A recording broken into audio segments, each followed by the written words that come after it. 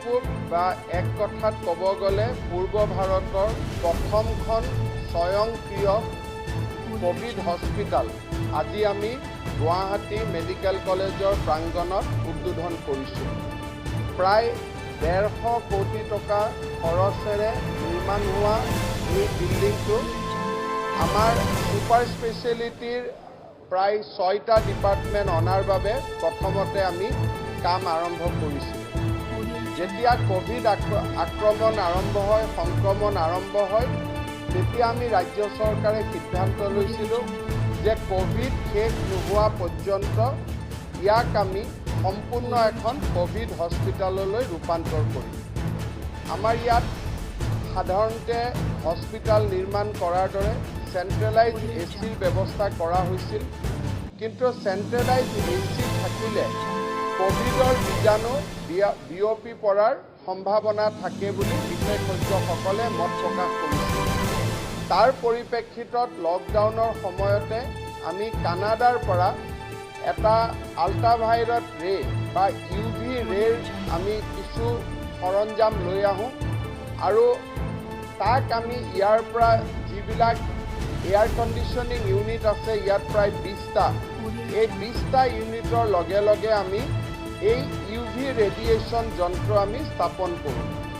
UV radio' যেতিয়া air কণ্ডিশ্যনৰ বতাহ যেতিয়া UV ৰেডিয়েশ্যনৰ মাজেদি আহিব, তেতিয়া যদি ক'ৰবাত সংক্ৰমণ থাকেও তাক মূলতেই এই UV ৰেডিয়েশ্যন ব্যৱস্থাই মাৰি পেলাব। কাৰণ কোভিডৰ সংক্ৰমণৰ বা কোভিডৰ বীজাণুতকৈ UV ৰেডিয়েশ্যনৰ বা UVৰ পৰা নিগৰিত ৰেডিয়েশ্যনৰ শক্তি বহুত বেছি, প্ৰায় 99% সংক্ৰমণ ই নোহোৱা কৰি পেলায়। নতুন দিল্লীৰ এইমছত এই UV ৰেডিয়েশ্যনৰ জৰিয়তে এয়াৰ কণ্ডিশ্যনিং হস্পিটাল সম্পূৰ্ণ কোভিড হস্পিটাললৈ ৰূপান্তৰ কৰা হৈছিল। আজি সেই একেই টেকন'লজি দি আমাৰ গড়কাপ্তানি বিভাগ আৰু আমাৰ HSCC আৰু HLL এই তিনিওটা প্ৰতিষ্ঠানৰ সক্ৰিয় সহযোগত আজি আমি এই কামখিনি কৰিবলৈ সক্ষম হ'লোঁ। ইয়াতে আমাৰ 200 চিৰিয়াছ ৰোগী, আপোনালোকে জানে যে কোভিডৰ লগৰ বাৰ্তা বা কোভিডৰ বাতৰি সংগ্ৰহ কৰি আপোনালোকে এতিয়া বুজি পাইছে যে এবিধ চিম্পটমিক ৰোগী থাকে, এবিধ এচিম্পটমিক ৰোগী থাকে। চিম্পটমিক ৰোগীসকলক প্ৰপাৰ ট্ৰিটমেণ্ট লাগে। আমি এইখন হস্পিটালত প্ৰথম পৰ্যায়ত এচিম্পটমিক ৰোগী পালেও আমি জানো যে অসমত যদি তৃতীয় পৰ্যায়ত কোভিডৰ সংক্ৰমণ হয় তেতিয়াহ'লে চিম্পটমিক ৰোগীসকল অহা আৰম্ভ কৰিব। তৃতীয় পৰ্যায়ৰ কোভিডৰ লগত সাজু হ'ব পৰাকৈ চিম্পটমিক ৰোগীৰ চিকিৎসা কৰিব পৰাকৈ এই কোভিড হস্পিটালখন আমি নিৰ্মাণ কৰি উলিয়াইছোঁ। ইয়াতে প্ৰায় 60টা ICU থাকিব, ইণ্টেনচিভ কেয়াৰ ইউনিট 60টা থাকিব, 180খন বিচনা থাকিব ৰোগীক চিকিৎসা কৰিব পৰা, আৰু ৰোগীক চিকিৎসা কৰিবৰ কাৰণে প্ৰয়োজনীয় যিবিলাক লেবছ লাগে, OT লাগে।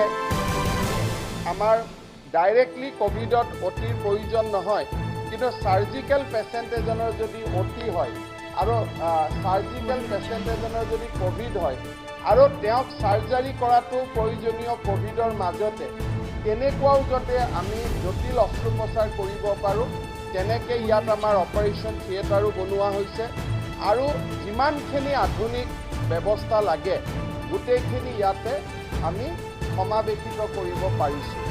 জেনেৰেলি ছুপাৰ স্পেচিয়েলিটি হস্পিটাল বুলি এই প্ৰজেক্টটো নিৰ্মাণ কৰা হৈছিল, প্ৰায় 150 কোটি টকা ব্যয় কৰা হৈছিল।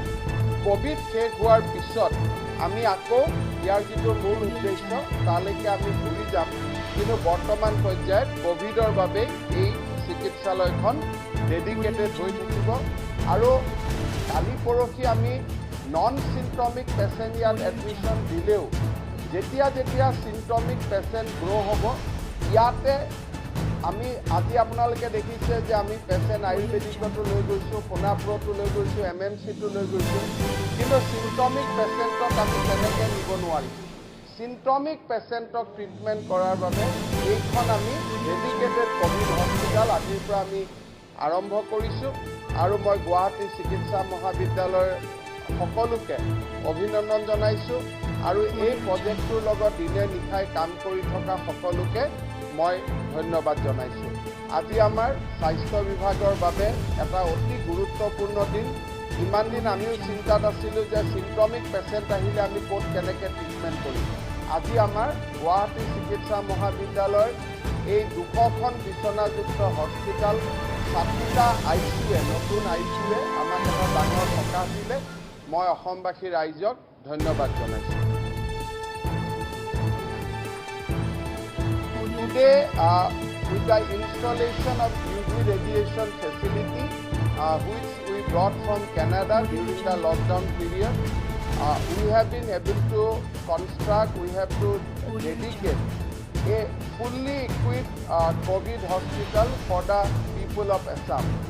This COVID hospital will have the capacity to do simultaneous surgery, to do any other simultaneous treatment which may come in association with COVID.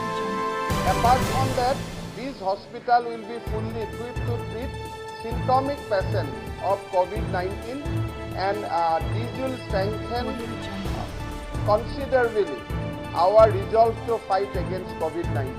This project has been initiated with the help of Government of India.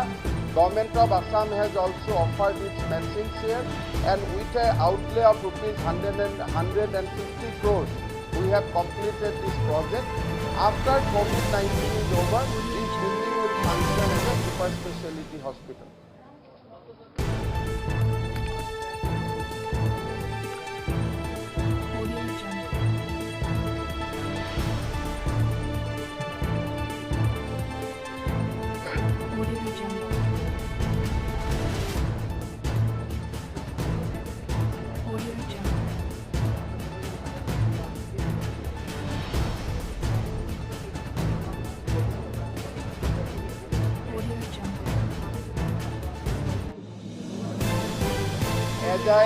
As I told you that in entire Assam, our health system is in very confident state of affairs.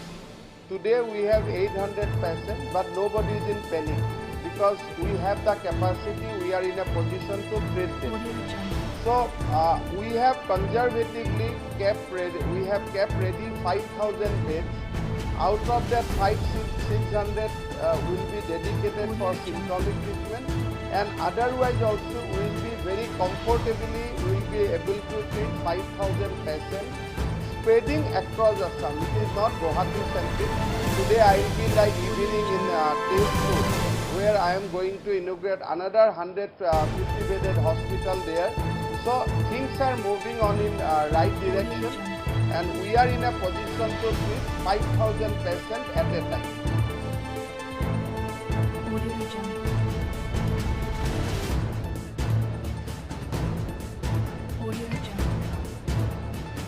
Except the night curfew, we are okay with it. We want night curfew to continue. Rest of the thing, I think we should come back to normal life. But night curfew is helping us, so night curfew should continue. But beyond that, whatever decision Government of India will take, we are happy.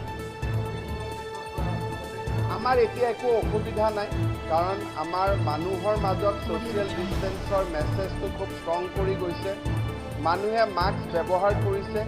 গতিকে মই ভাবোঁ যে shopping মলে হওক বা school কলেজে হওক, লাহে লাহে আমি সাধাৰণ জীৱন যাত্ৰালৈ ঘূৰি যাবৰ বাবে আমি প্ৰস্তুত হৈছোঁ।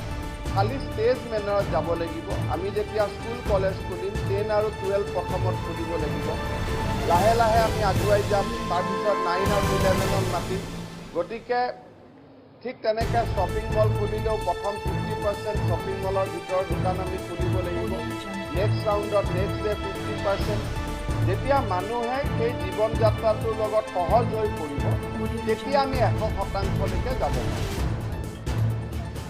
আমি নিশাৰ সান্ধ্য আইনটো বিচাৰিছোঁ, কিন্তু সান্ধ্য আইনটো 7টাৰ জেগাত 9টা বজাৰ পৰা হ'লেও আপত্তি নাই।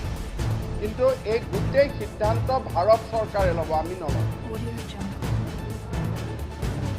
মই আগতে ক'লো নহয় যে ভাৰত চৰকাৰে সিদ্ধান্ত ল'ব, আমি ৰূপায়ণ কৰিম। আমাক সুধি থাকিলেও আমাৰ উত্তৰ কিয় নাই? সিদ্ধান্ত ল'ব প্ৰধানমন্ত্ৰী লেভেলত, আমি ইয়াৰ পৰা ক'ত বুজি পাম? হ'ব, সকলোৱে চাহ একাপ খাওক আৰু বিল্ডিংটো ভাল কৰি চাই ল'ব। ধন্যবাদ।